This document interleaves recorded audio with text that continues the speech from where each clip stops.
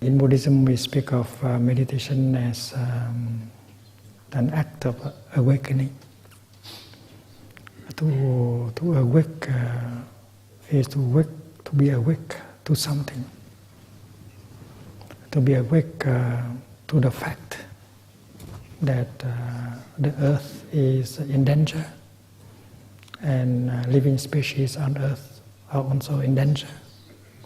And that should be a collective awakening in order to have enough strength for a change.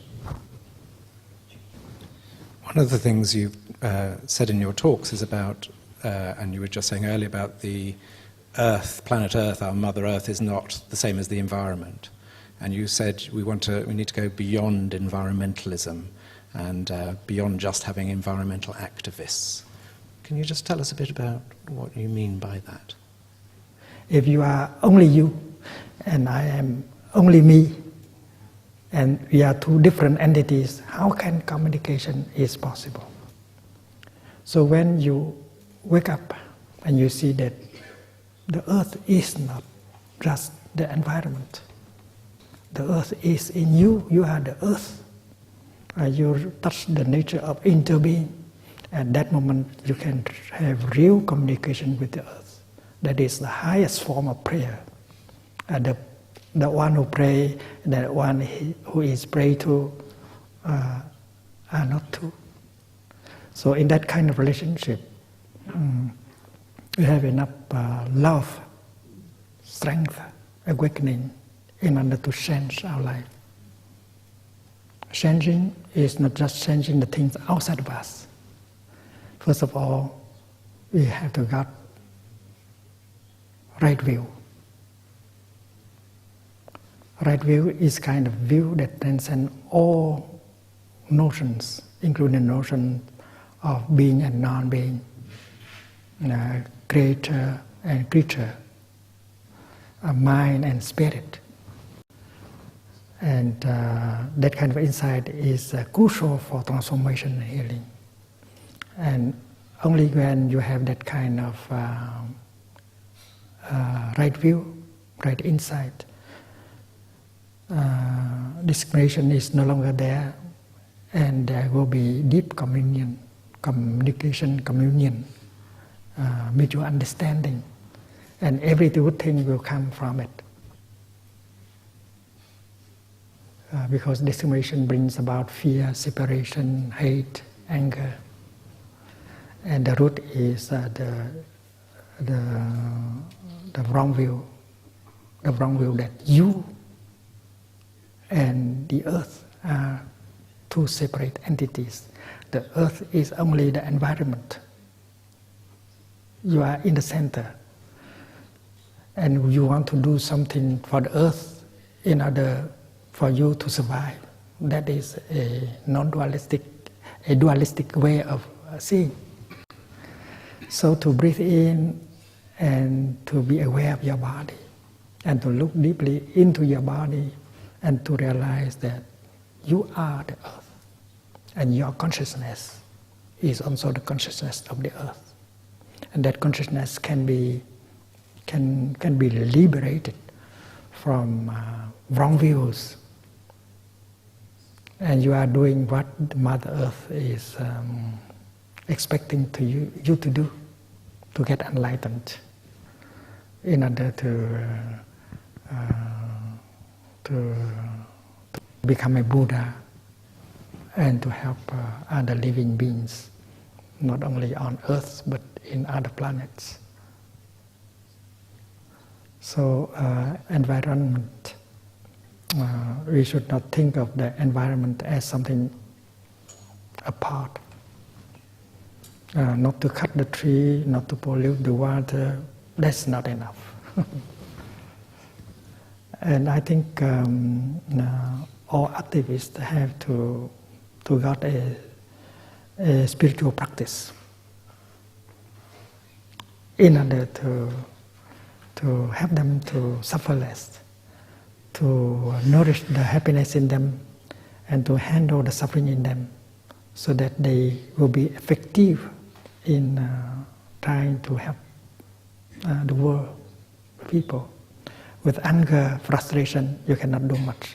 You might make the situation worse.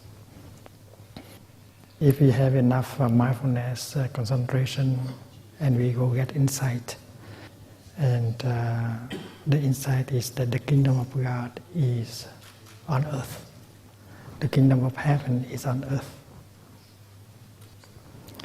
And if we get that insight, we see that the earth is not only the environment.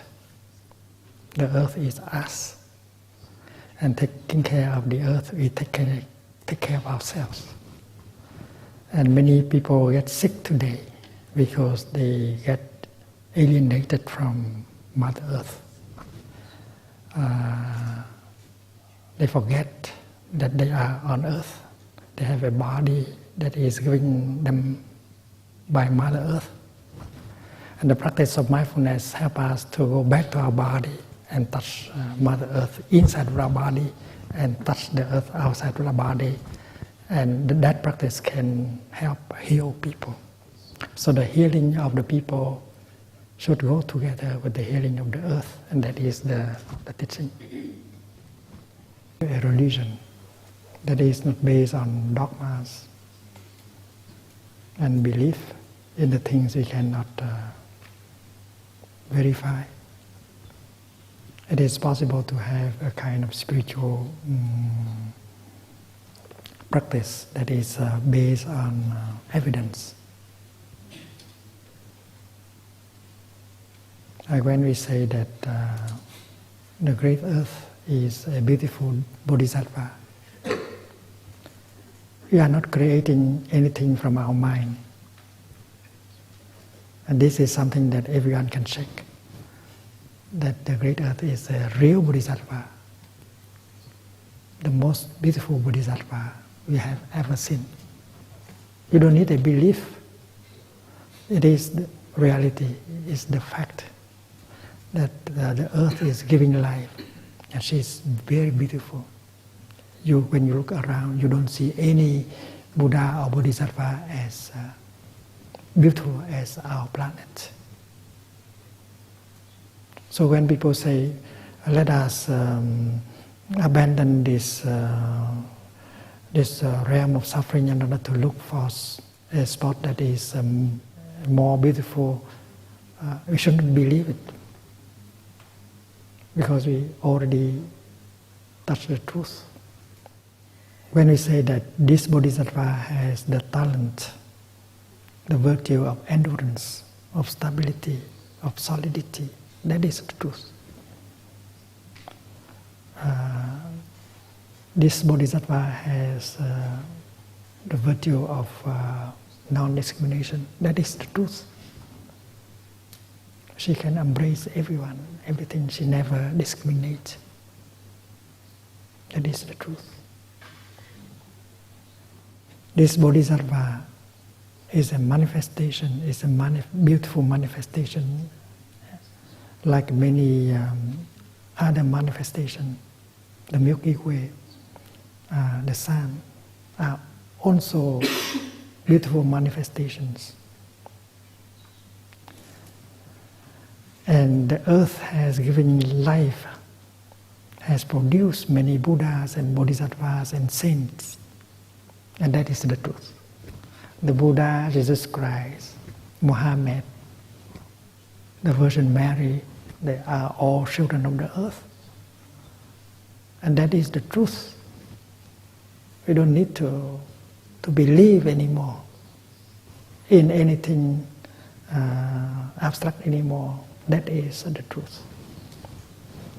We see that the earth, if she is possible to offer life, because she has non-earth elements in her. If she does not have the sun up there, how can she be able to offer life, create life? So the sun is on earth.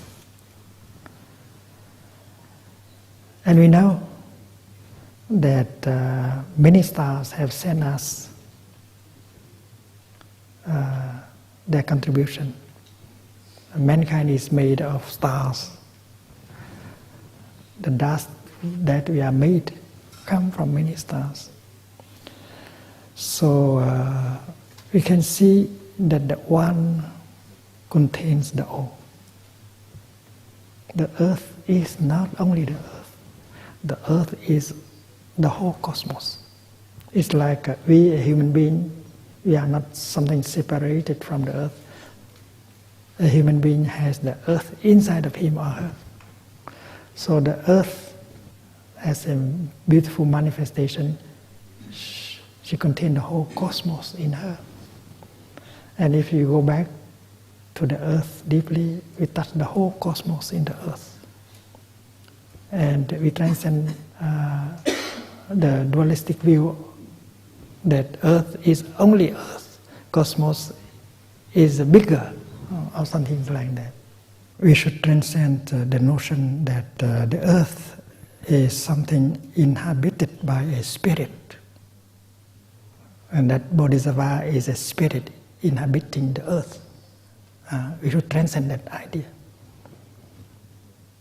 We do not worship a spirit that stays behind the earth, because we know that we are not caught in the idea that there are two things: the earth, which is a material thing, and the spirit of the earth, which is a non-material thing that inhabits the earth. Because our notion of mind and matter are just notions. We should be able to transcend both notions. And when we can realize that the earth cannot be described either by the notion of matter or mind, when we recognize the virtues, the talent, the beauty of Mother Earth, because something is born in us, some kind of connection, some kind of love is born. We admire, we love, we want to be connected. That is the meaning of love. To love means to be one with it, to admire, to adore. So that is the kind of sentiment that is born from your contact with the earth. And when you love someone, you want to say, I need you, I take refuge in you. So that is kind of praying. And that is not superstition. You love the earth and the earth loves you. You do anything for the well-being of the earth, and the earth will do anything for your well-being. And that is the kind of outcome from that kind of relationship. So it begins with mindfulness, that you are there as a child of the earth, that you carry Mother Earth within you. Mother Earth is not outside of you, she is inside. Mother Earth is not just your environment. You are part of Mother Earth. And that kind of insight, of non-discrimination, help you to be truly in communion with the earth. When you look into a cloud deeply, even if you do not use sophisticated scientific instrument, you can touch the nature of no birth and no death of the cloud. The cloud has not come from the realm of non-being into the realm of being. That insight can be got by anyone. You can help people, non-science people, to see that. You can tell them that before the cloud appears in the form of a cloud, it did not belong to the realm of non-being. because it was the steam, the water vapor, the hot sunshine, and this is only a continuation, the form of a cloud. So there is no birth, there's only a new manifestation, a new continuation. And when the cloud dies, it does not die. You don't see it anymore, but it has not passed in from the realm of being into non-being. It's impossible for a cloud to die. The cloud can become snow or rain or other things, but cannot become nothing. So it is possible for non-scientists to touch the truth of no birth and no death of the cloud. Science has been able to demonstrate the truth of no self, of interbeing. But scientists have not been able to apply that kind of insight into the realm of organizing our daily life, our society. So far, the insight of science have been applied in technology. That can be sometimes very helpful, but sometimes not helpful. But when the scientists work together with the yogi, they may change their way. They may think of trying to apply it to our daily life in order to handle suffering and happiness. There are those of us who agree on the truth of impermanence, but still behave as if things are permanent. So that is common for scientists and non-scientists. So we hope that one day scientists will be able to apply these kind of findings, non-self, into being, no birth, no death, into our daily life. We need the time in order to meditate and to apply this insight into our daily life. We need to do like in the Buddhist tradition, to have the time together, to do walking meditation, to do sitting meditation, to do Dhamma exchange, in order to deepen our understanding and to try to apply this kind of insight into our daily life. I think we need a real awakening, a real enlightenment. We have to change our way of seeing things. We have to change our way of thinking. And this is possible. We have not tried really on that respect. Every one of us, whether we are school teachers, father, mother, brother, sister, or journalist, we have to do it in our own way, producing awakening, producing enlightenment, and bring right view into the mind of people, because the right view brings happiness.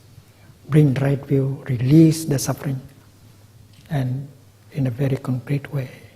And that is why we need to sit down like this and find ways, very concrete, to help. And there are plenty of us who are activists, who are eager to do something. And we should go this way. We should begin with ourselves. We should begin with removing our wrong views so that we can suffer less. And when we suffer less, we can be more helpful. We can help people to change.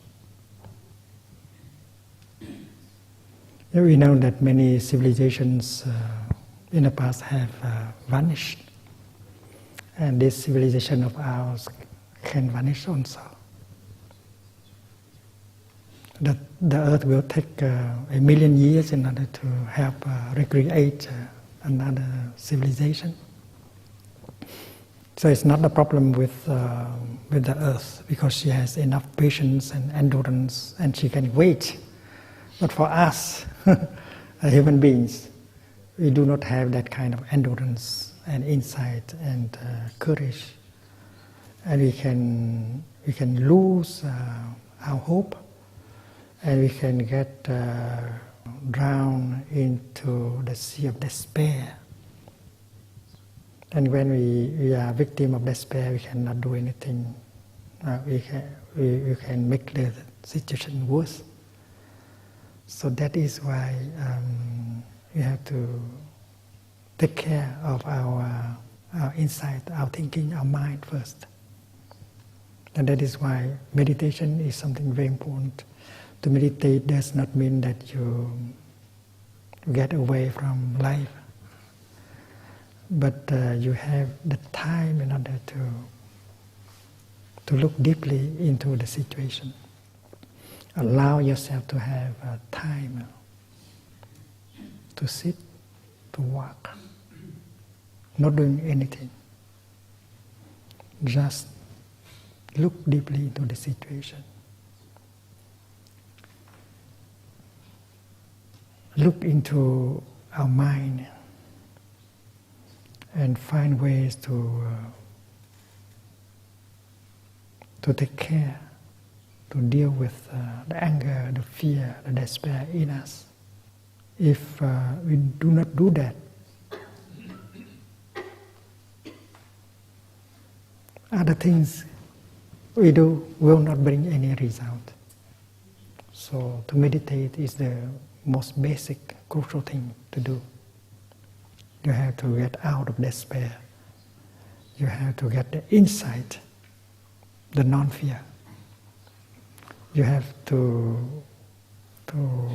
preserve your compassion in order for you to be a real instrument of Mother Earth, in order to help other species. And our century should be a century of spirituality. Whether we can survive or not, it depends on it.